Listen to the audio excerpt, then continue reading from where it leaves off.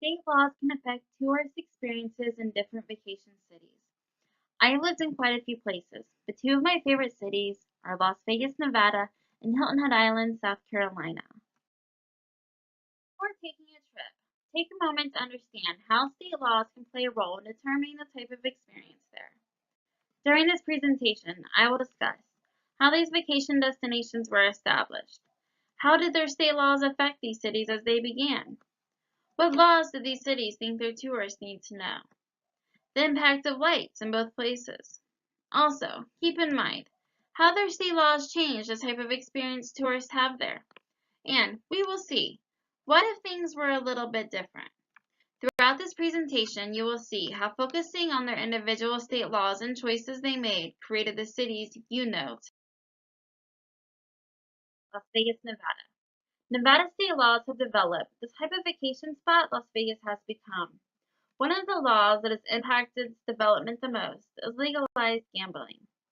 The Nevada Resort Association in 2017 explains how, in March 1931, the state signed the law to legalize gambling. The signing of this law provided Las Vegas with an industry advantage that impacted the way that it grew. Landry, in 2014, talked about how tourists began to come visit Las Vegas. Construction workers building the Boulder Dam would visit on the weekends, taking advantage of the legalized gambling laws and wagering their money while playing cards. He also continued to discuss how Las Vegas grew by the development of large hotels being built. As organized crime moved into the city, they were looking to put their money into legitimate businesses. They began by investing in large hotels, including the Flamingo, that are still famous today. Las Vegas has always been a reference for cutting-edge hotel design and resort models. According to the Encyclopedia Britannica in 2017, it was quoted as stating under the Character of the City article that within the city stand the largest glass pyramid in the world, one of the largest hotels in the country with more than 5,000 rooms, and one of the most expensive hotels ever constructed, the Bellagio. While growing to new heights, the presence of gambling was everywhere. When walking through the hotel, the pinging sound of video poker machines were a constant appeal to gamble. If a tourist stopped at a small gas station or even a nearby pharmacy, there would be electronic gambling systems everywhere. By the state of Nevada signing the law to legalize gambling, it built Las Vegas from being a weekend destination for nearby construction workers to being a worldwide destination. Building their worldwide reputations, Hilton Head Island has become a tourist destination with much milder expectations. The decision that South Carolina made committed Hilton Head Island to being a leisurely resort destination. As Bryan in 2011 states, Hilton Head Island was bought from Georgia in 1949 and developed by Charles Frasner. He styled the island to go with the natural surroundings and nothing to abruptly stick out. While roads were being laid, they made sure to arrange them around the landscape instead of through it as most developing towns do. With the construction of homes and hotels, the appeal was to blend into the scenery without disrupting the vegetation. Even though there was a strong consideration for the environment, vacationers were still the intention for the development. As Hilton Head Island began to be known as a vacation spot, the state of South Carolina was worried about the low economy and wanted to boost it by bringing in mass production factories. In 2011, Bryan goes on to talk about how the residents of Hilton Head Island protested the possibility of building factories just inland in Beaufort, South Carolina. They were worried how this would impact tourists wanting to continue to visit the island. With residents being able to appeal to the state's environmental side, they decided to support the National Environmental Policy Act and promote tourism instead. The decision established Hilton Head Island as an official vacation destination. With its relaxing, leisurely appeal, Hilton Head Island has become a well-known vacation spot. Without the state supporting the environmental protection policies and tourism on the island, it's hard to believe it would have turned out the same way.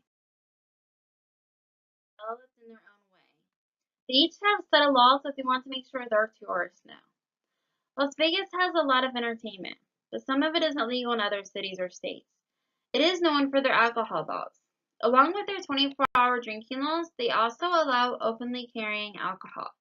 To keep their tourists informed, the Las Vegas Sun, the local newspaper, had their author, Lay, explain in 2015 how it is legal to carry alcohol in and out of an establishment in Las Vegas, including a quote from a Metro police officer reassuring everyone that it is okay. There are some exceptions to openly drinking around churches, schools, and a few other facilities. In most towns, someone could be arrested for this. But in party atmosphere of Las Vegas, openly carrying alcohol is no issue. Having laws like this continues to affect the type of experience tourists have when they visit Las Vegas. Laws are more about entertainment. The laws that Hilton Head Island feels their tourists need to know are a little different. Since the circumstances that affect Hilton Head Island are much less extreme in the party sense and much more extreme in the protection of wildlife. The newspaper in Hilton Head Island ran an article to make sure their tourists understood the local laws. As Matney in 2016 lists them, they are mainly about either the protection of wildlife or having protection from wildlife, with a few about local alcohol laws. The point of their concern is clear. This does make an impression of the type of experience tourists have there. While local officials maintain their priorities on environmental concerns, they are protecting the tranquil setting. With leisure and relaxing at the forefront of their tourist responsibilities, the laws they have there would promote that. Known for their relaxed alcohol laws, no one can visit there and not remember the bright lights and iconic sign. As visitors drive down Las Vegas Boulevard, they come across the famous bright neon sign, "Welcome to Las Vegas." As they continue, each of the large casinos has a large, bright marquee several stories tall, telling everyone which great casino they're visiting. As the Bellagio fountains put on their famously extravagant production, their bright lights follow the swaying shooting water to the music. While the pirate show is going on at Treasure Island, the flashing colored lights follow the performers. Then down at the old strip, all the classic giant neon signs line either side down the strip. Tourists can walk under the mega cinema canopy, viewing a musically timed show to their current theme. Even though Las Vegas has become a bright neon city by choice, that choice has helped them in creating a fun atmosphere. Whether it's the flashing lights on the video gambling machines or the bright neon lights promoting entertainment, the lights of Vegas are part of the experience in every memory. Role in Las Vegas. Many are prohibited in Hilton Head Island. The lack of lights on Hilton Head Island contributes to the serenity and protects the wildlife. Hilton Head Island has a strict law about no neon lights, commercial or otherwise. This law does help to add to the ambiance of the natural setting. As tourists drive around the island, they won't see any golden arches at their favorite burger spot or flashing marquees as they pull into their hotels. A nice stroll on the beach to watch the sunset is enjoyable, but with minimal street lights and the restriction of flashlights on the beach, taking a cab back to the hotel may be a better option than walking. Even though not having bright lights does make it a relaxing, soothing place to stay, the laws are there to protect the wildlife. In 2017, the Town of Hilton Head Island municipal government website talks about when sea turtles come to make nests on the beach, they use the light of the moon to guide them back to the water. If artificial lights were being used, it could distract the hatchlings, causing them to go inland instead of back to the ocean.